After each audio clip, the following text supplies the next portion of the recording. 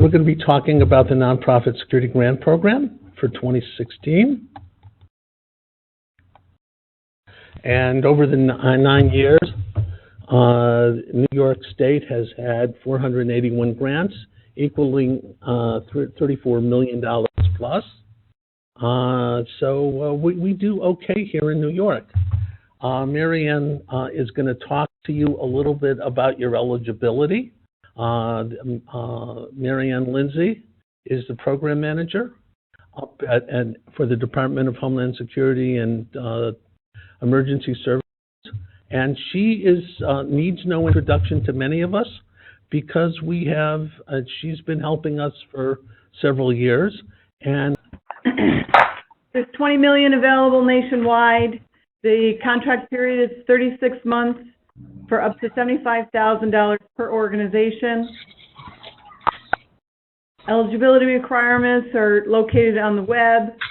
There's a brief overview located in the New York City, UASI area, pre-qualified through the New York State Grants Gateway, be a 501c3 nonprofit, be at high risk of a terrorist attack, symbolic value of the site as a highly recognized national or historical institution, findings from a previously conducted threat and or vulnerability assessment, identification and substantiation of prior threats or attacks by a terrorist organization, network, or cell. Timeline. The request for applications was released on Thursday, February 18th, and applications are due to Homeland Security on Monday, March 28th. And Homeland Security will submit the applications to DHS on Tuesday, April 25th. Final decisions and awards are determined by FEMA.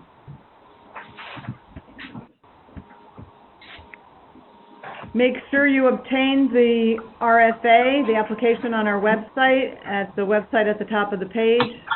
The investment justification template, the vendor responsibility questionnaire, equipment list, the eGrants tutorial, and the eGrants registration if needed. Contingency operation technology information on the investment justification. That is, if you wish to continue operating your organization outside of the facility that it's located, and you want to ask for equipment to do that, and that equipment is going to be located at an address other than what's on the first page of the investment justification, you need to indicate that in your target hardening section and tell us where you would have that equipment installed. Qualified prior to submitting your application in eGrants. Grants reform website's on there.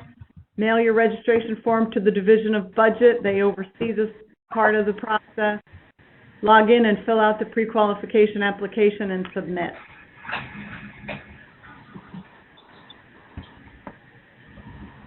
Pre-qualification required documents.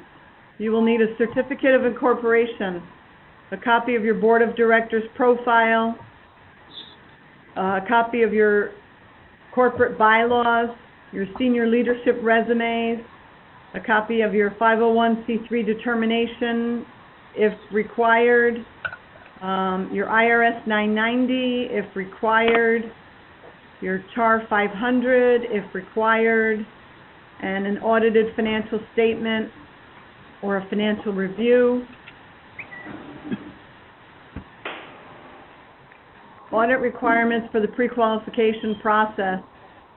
An audit, well, a CPA reviewed audit with management letter for organizations with revenues over $250,000, entities that are exempt by Executive Law Section 172A from submitting financial disclosure materials to the Attorney General, such as religious organizations involved in exclusively non-secular activities, should, regardless of your annual revenue, provide your most recent internal financial report reviewed by the board.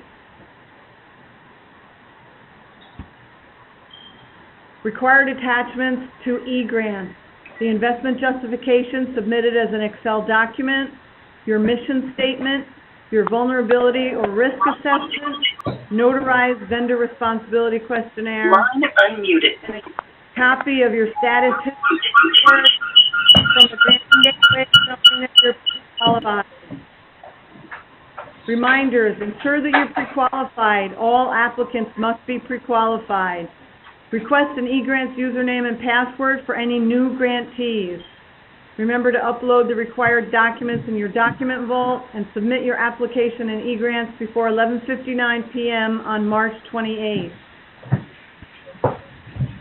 There's our contact information. Feel free to reach out and contact us if you have any questions. Thank you for inviting us, David. I have a question. Last year, people had to submit a printout a printout from the document vault showing that they've completed their document vault into the eGrant system. Is that required this year? Yes, it is. The bottom of this slide, the status history report showing that your organization is pre-qualified needs to be an attachment in eGrants. The question, Marianne, is how do I know if I'm already pre-qualified? And the answer, Marianne, correct me, the answer is that you have to go into your eGrant account, and if it says your eGrant account is current, you're fine. But it is likely, very highly likely, that some of the documents, if you submitted documents a year ago, some of the documents are expiring. For example, if you remember that Marianne said that you have to upload your current board-approved financial documents. That's something like that's a different issue, and you have to David? make sure that you're up to date. Yes, Marianne. David, the pre-qualification process happens at the Grants Gateway in the document vault. The eGrant system is strictly for the contracting process and the application process. So when they want to know if they're pre-qualified, they have to go to the Grants Gateway system and find out if they're pre-qualified. Correct. And what I have on the slide now, these are all the things that they're going to need in the gateway, okay? Now, what they're going to need to attach to the eGrant system in Homeland Security, last slide, okay? So the eGrant system and the pre-qualification system are two separate electronic systems. One's run by the Division of Budget and one is run by us. We do eGrant. I'm sorry, I Budget confused does matters. Grants Gateway. Okay, now we have two questions. One is about emerging organization. I suggest that, that's very specific and we not take time on it. Call in to the Grants Gateway number and ask the question there. That's not something. The dates of the application on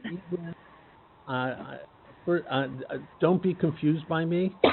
Grants Gateway you can do anytime during the year, but it has to be done, and you have to have history report by the time you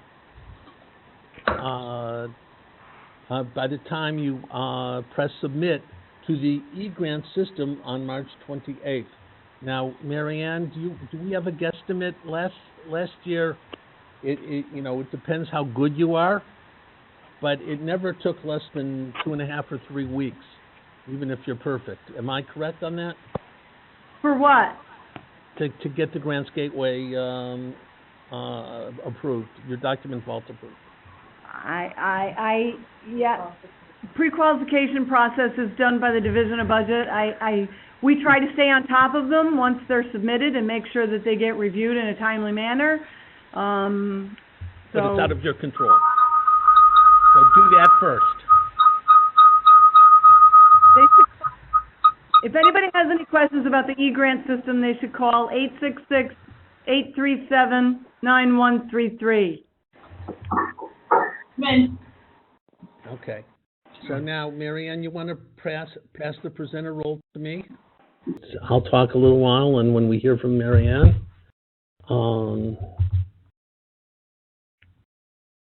okay.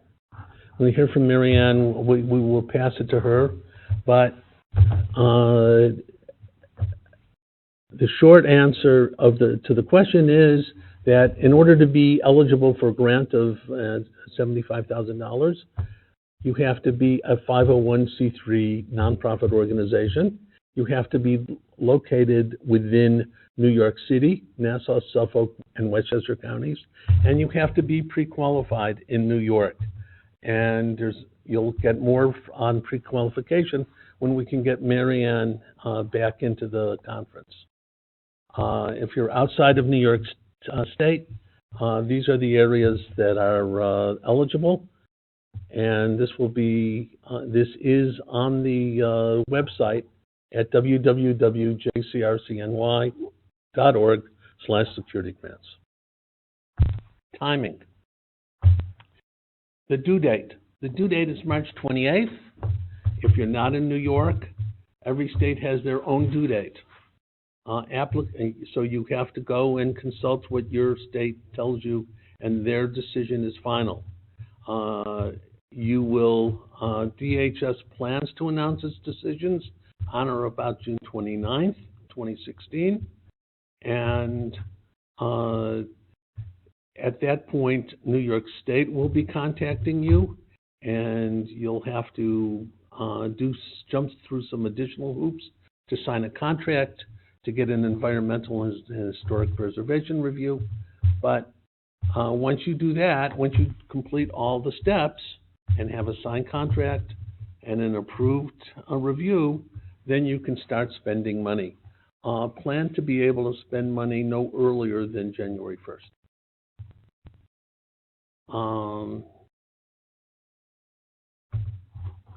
We are going to do some sort of a checklist. We've always presented a checklist. It's not ready yet, but it will help you make sure that you do all the steps in New York. Now, what can you buy with the grant? Physical security enhancements like alarm systems, CCTVs, security doors, blast mitigation film on your windows. You can do inspection and screening systems, and very specific training.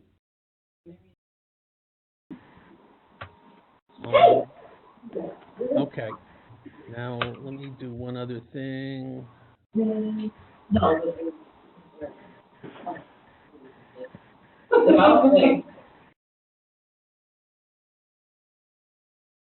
Okay, now you can still hear me, right? Okay.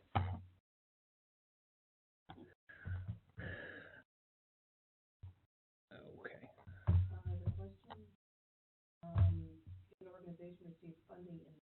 We'll get to that. Okay. Now, the investment justification. How are you going to be rated? Mary Ann covered this, but if you notice, they changed this a little bit, and it's a little bit more accurate.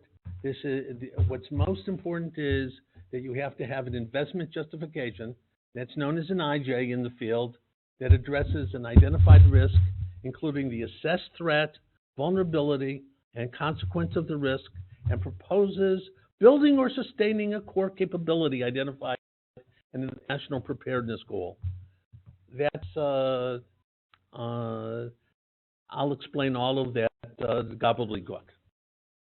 What the investment justification wants you to do is to be able to talk about the background of your organization, what kind of organization you have, the risks your organization faces vis-a-vis terrorism, the kind of solutions you propose, and the impact that those solutions will have. And the magic words for solutions are deterrence, detection, denial, and damage mitigation. And if you can interrelate everything, if you can put together this puzzle, you'll probably have a winning application. I do this all the time. This is not necessarily rocket science. There's two rules. Rule number one is learn how to read and follow directions. Rule number two, there is no rule number two. Just see rule number one. Okay. The first section is applicant information, and everything is really simple and straightforward, with the exception of one issue, which is your mission. You have to tell New York State and the federal government what kind of organization you are, because they weight your scores based on the kind of organization you are. Number one is an ideology-based spiritual or religious organization. 2 is educational. 3 is medical. And 4 is others. And what happens is the state judges read this organization type and throw you in one of those categories. So if you see on this slide, what happens is you come up with a score on your investment justification. No, you cannot be multiple things. You can only be one. And they multiply by a factor of 3 nonprofits that are at a high risk of terrorist attacks due to ideology, beliefs, or missions. That goes back to the ideology-based spiritual or religious organizations, by a factor of 2 for medical or educational institutions, and by a factor of 1 for all other nonprofits. So religious organizations essentially get a triple word score, to use Scrabble terms.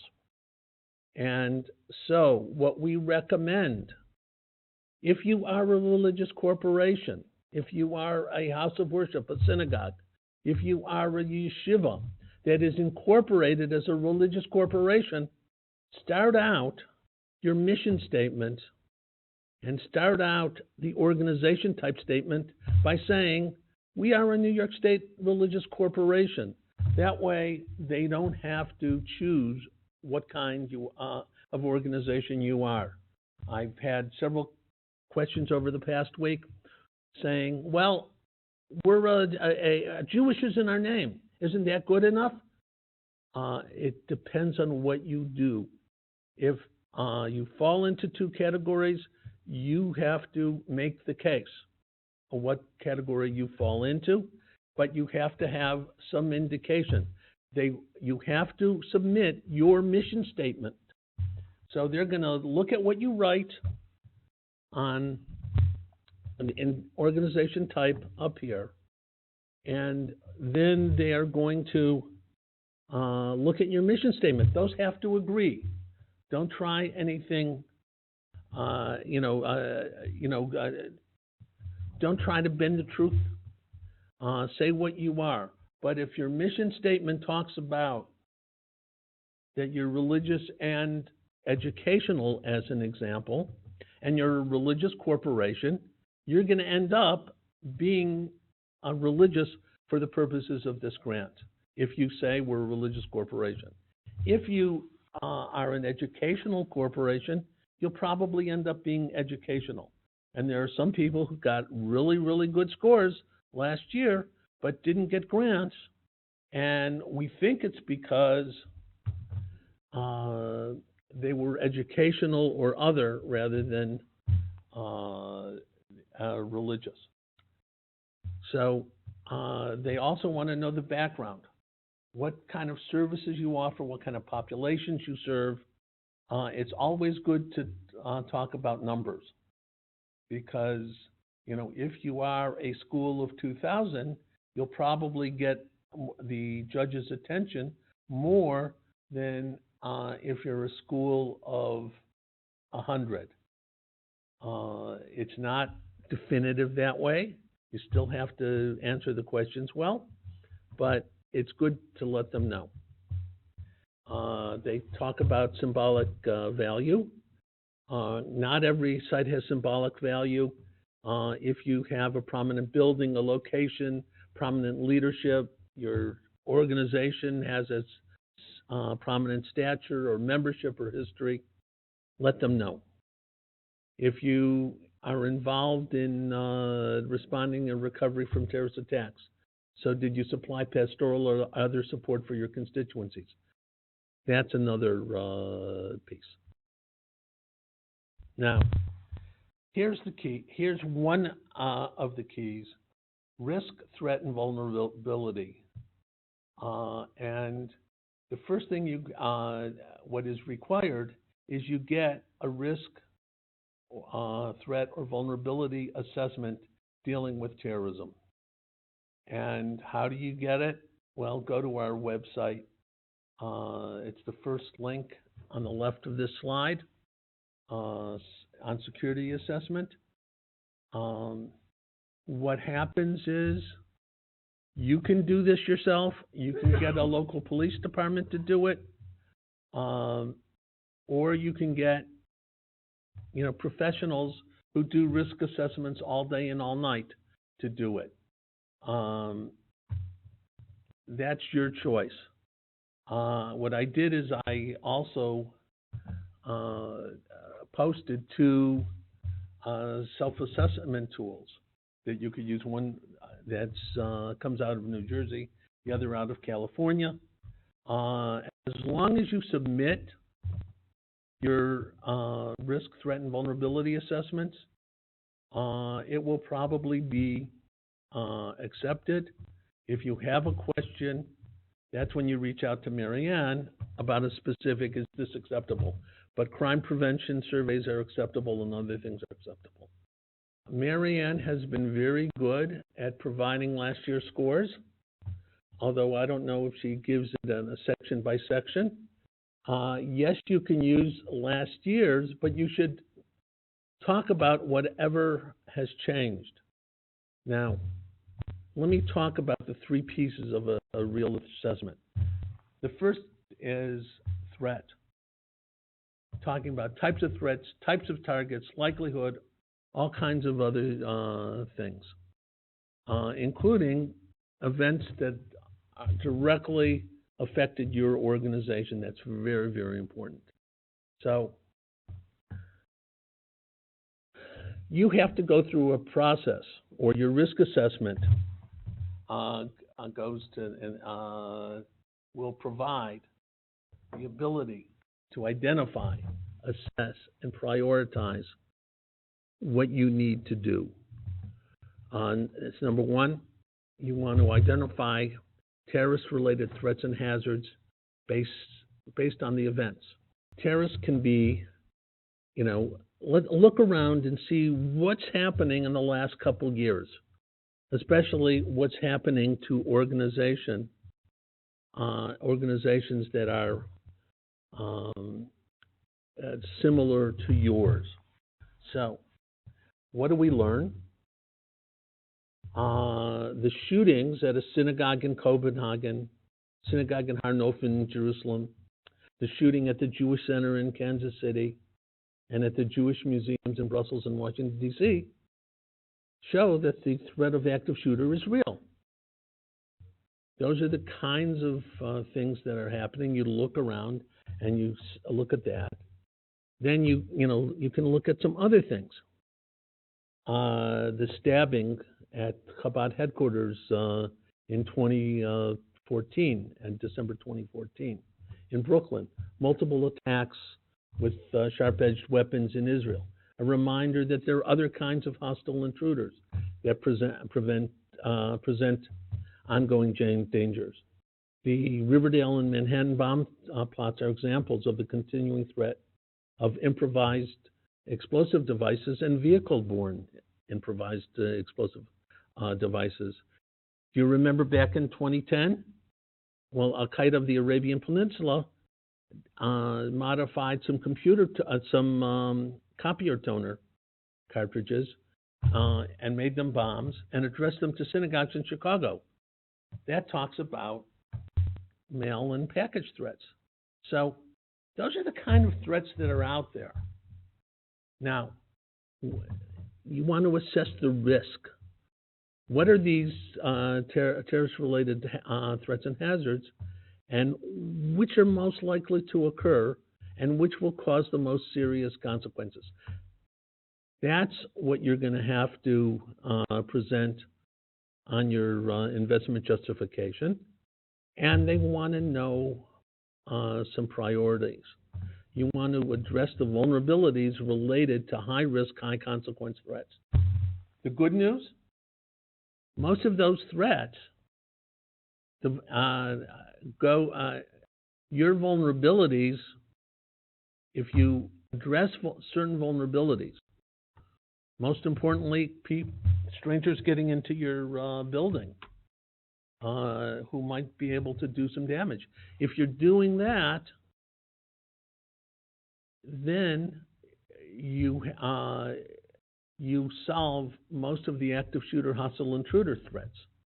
So that's the kind of thing an active shooter is high probability and high consequence because, as we have seen around the world, multiple deaths are high consequence. So then the vulnerability, and here are the links again. You want to talk about what are your vulnerabilities and what makes you susceptible to destruction and incapacitation or exploitation by a terrorist attack. Okay, so if you go through some of these tools, you'll be able to see that, okay, there are physical protective measures that we have you can look, and our doors don't lock well. Our doors, a 4-year-old could get past our doors. We don't have good access control. Our procedures are bad. Our training is bad. Someone could place a knapsack with an improvised explosive device next to the windows of our building, and the flying glass would injure dozens of kids. Those are the kinds of things, those are the vulnerabilities that you want to talk about. And then the consequences, could you function and provide services to your constituencies without your building?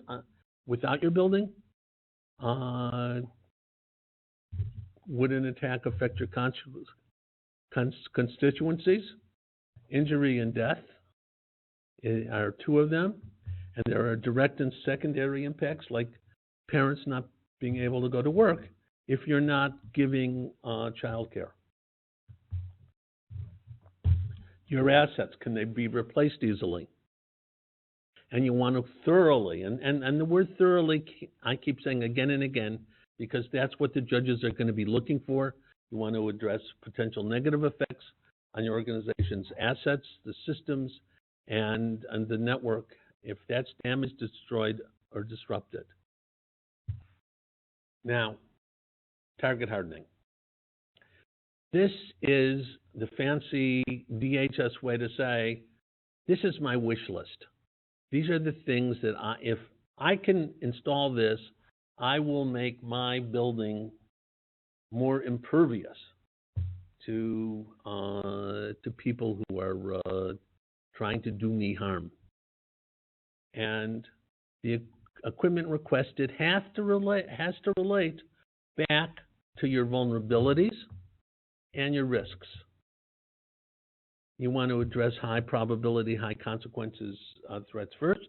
Don't address non-high probability things if the barn door is wide open. I tell a story that someone went out and had a vendor do their vulnerability assessment, and the vendor decided that the vendor wanted to sell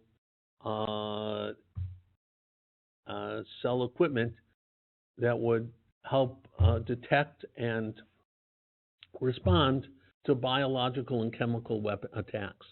Well, we're not seeing, thank God, those kinds of attacks right now. And unless you're doing the important protective security and access control issues first, Don't go to these real fancy schmancy stuff options. Also, focus on getting stuff that will deal with terrorist attacks, not other kinds of issues. And what they do is they want a thorough description of how each of the proposed target hardening activities will mitigate the identified risks. So, example, if you say in conjunction with sound access control, you want to, in conjunction with the sound access control policies and procedures, new doors will deter a terrorist attack, delay an intruder, and mitigate damage because it will give law enforcement the time necessary to respond and address the threat before an attacker can accomplish his goal. It's a fancy schmancy way of saying if you can keep a bad guy outside your building for 10 minutes until the police roll up, it'll probably be a decent day. If the person gets in, it won't be a good day. So that's what you want to tell the judges. And by the way, the judges are people who have a lot of experience, might even be the ones rolling up. Training, it has to be for specific subjects, and all training has to be pre-approved by DHS. Now, milestones. We're in the administrative part of the grant. We want to, you want to convince the government that you can handle $75,000. That's nice, but not everyone can handle this. We've seen too many people who get overwhelmed by doing the steps and they don't have the support and all of those kinds of things. So the first thing they want to know is, do you know what you're getting into? Which is, if we give you $75,000 to do the list of your wish list, do you know how to accomplish that? What does that mean? Do you know they want a clear sequence of events? The first event is going to be a signed contract and the environmental and historic preservation report approval, because you can't do anything before you do that. You have to, then you talk about the different kinds of things. You might want to have CCTV. You might want to have new doors. You might want to have blast mitigation film. Let's say you have 3 projects. Well, sometimes the 3 projects have to can run parallel to one another. Sometimes, for example, if you want to put a lock on a door, the door has to be there. So you have to let them know that you know how to do this. Now,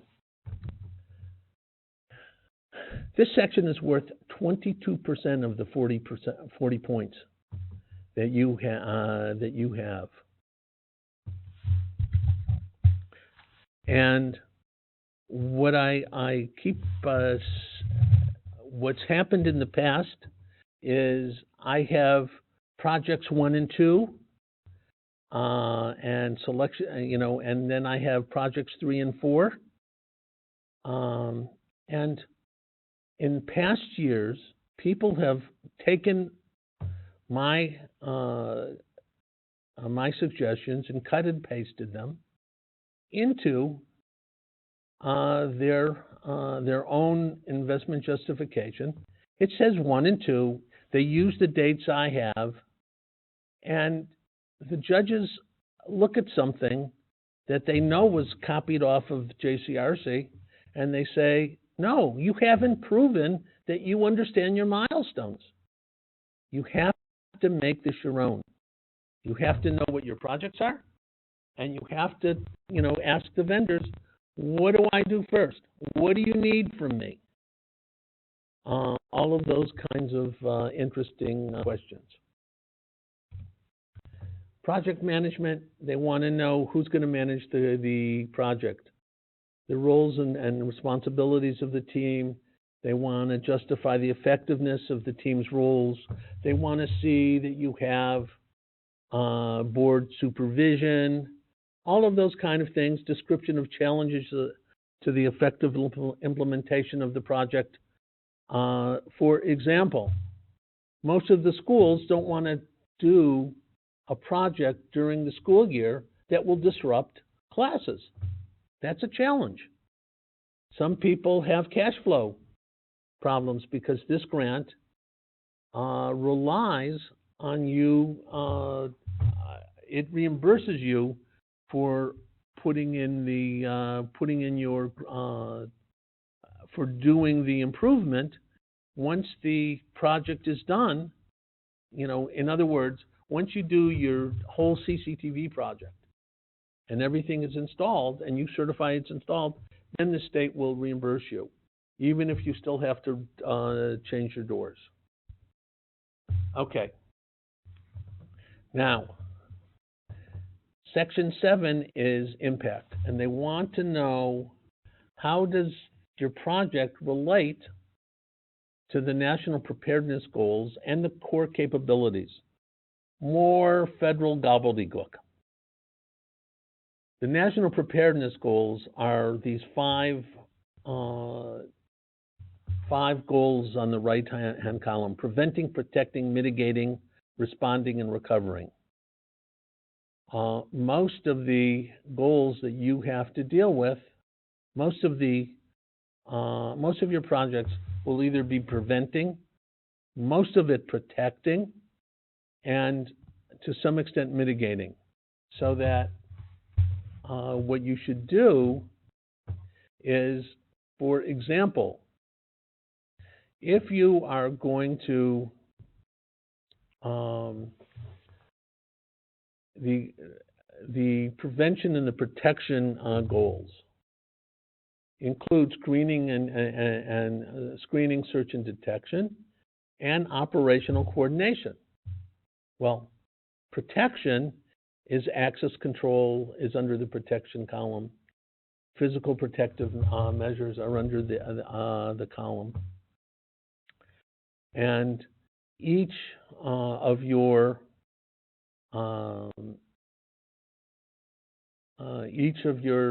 projects can do multiple things.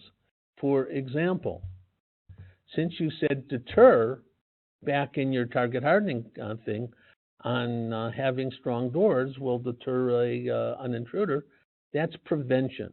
The strong doors also go under protection, and you need access control and physical protective measures. You have to put all of this together. And how does your wish list mitigate the risks outlined in background and risk sections? And how does this project fit in with the national preparedness goals and core capabilities? This is 4 out of 40 points. Now, someone asks about the chances if you've gotten something before. You're at one. There's one element here, and that is people who have never received a grant before can get a bonus point. So there are a total of 40 points available, except that the newbies, people who have never gotten a grant, can get a grant, something with another point. Yes? Are we saying that when we are approved, we can move forward on the project and get reimbursed in January 2017? Okay. In January 2017, if you've done everything well, and you have a signed contract with the state, and you have your environmental and historic preservation review, I'm saying don't expect all of this to come together before January 2017. We don't know when it will come together. Once that all is together, then you can go and go through your the solicitation of bids. And Mary Ann just wrote that you have to have your contract signed and everything authorized before you go ahead and start getting bids. Once you have your bids, you go and you take your you can go to your vendor. You select a vendor according to New York State procurement rules, and you select the vendor, and you can go forward. And once you certify that that element of your project is done, you submit the appropriate paperwork to Mary Ann, and you get back the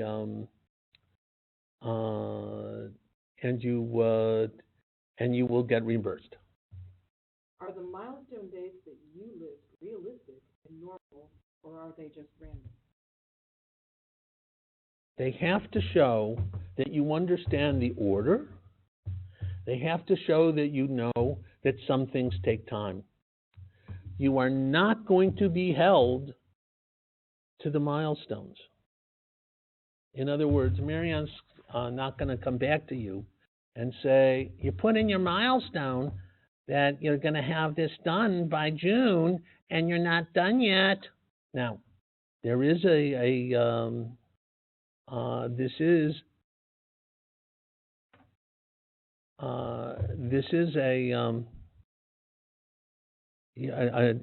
your application, you should provide realistic things. So, if you think that it's going to take 6 months to take this, that's fine. If it takes a year, no one's going to penalize you. But you still want to be able to prove to the judges that you can handle this money.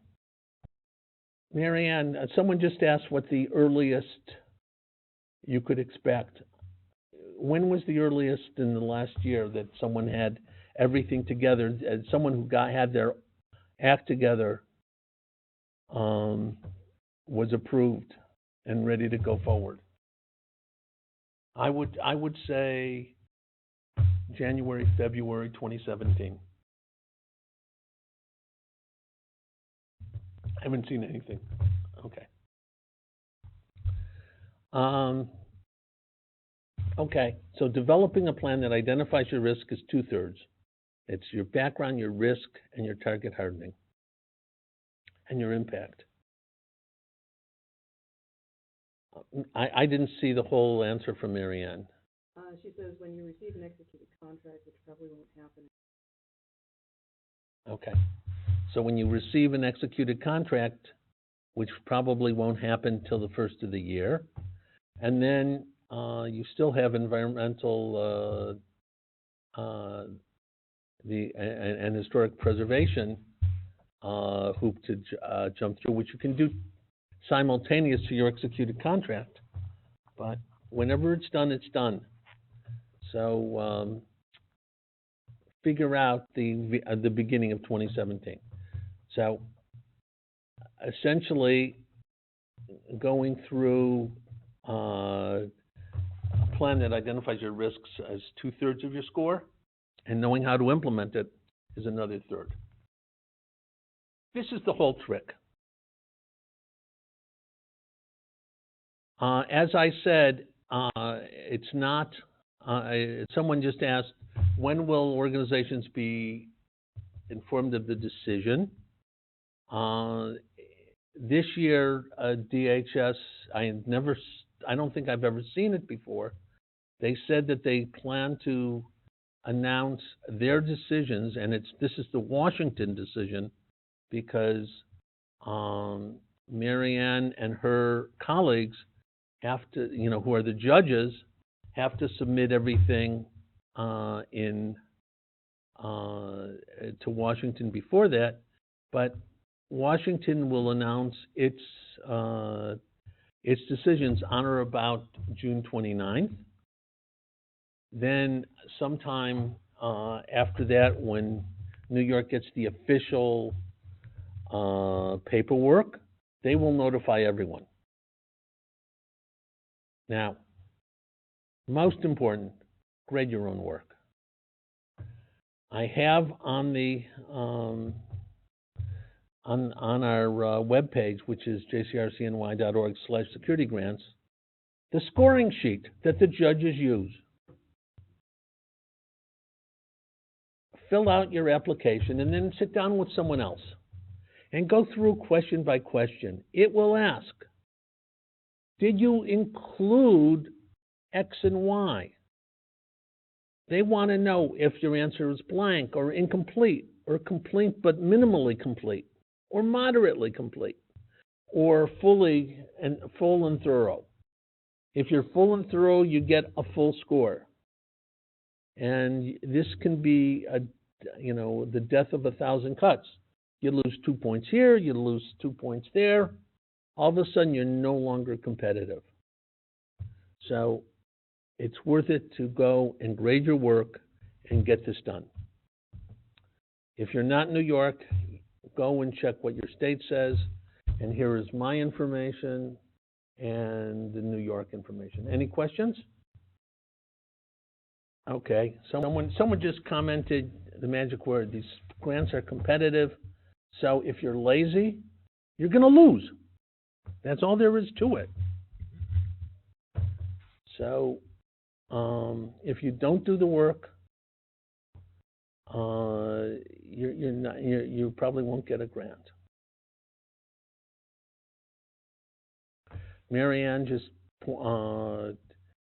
posted on the chat where the nonprofit, the request for applications is posted. So that's all ready. And I don't see any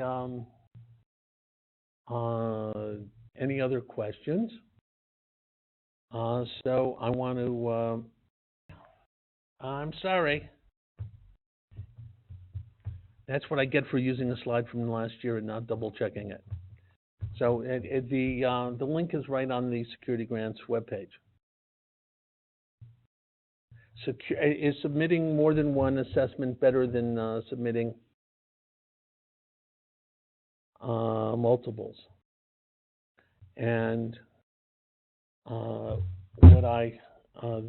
answer is you have to make your case on your investment justification, because if you make a solid, thorough case in the risk section, all they'll do is to check if it's in if you have a risk assessment. But a risk assessment that you did yourself is acceptable as long as you cover all the bases. You get your score from last year. You just drop a note to grants@dhses.ny.gov and ask them for it.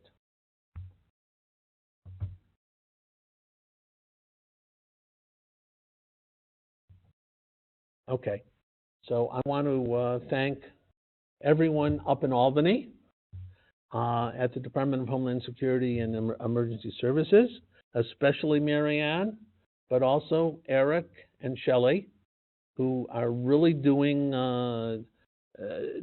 yeoman's work and making sure that we can get all of these millions of dollars. And I want to thank Jennifer Glick, who has helped us put this together and has been reading me questions and trying to keep me honest. What's that email again for finding out? It's on this page right here. It's grants@dhses.ny.gov, and they will pick it up and get back to you. And I also want to thank Dana Friedman, who's here giving us some technical support in case we have a glitch, and we've gotten through relatively glitch-free. So I want to thank everyone and wish everyone a good afternoon. Thanks. Bye-bye.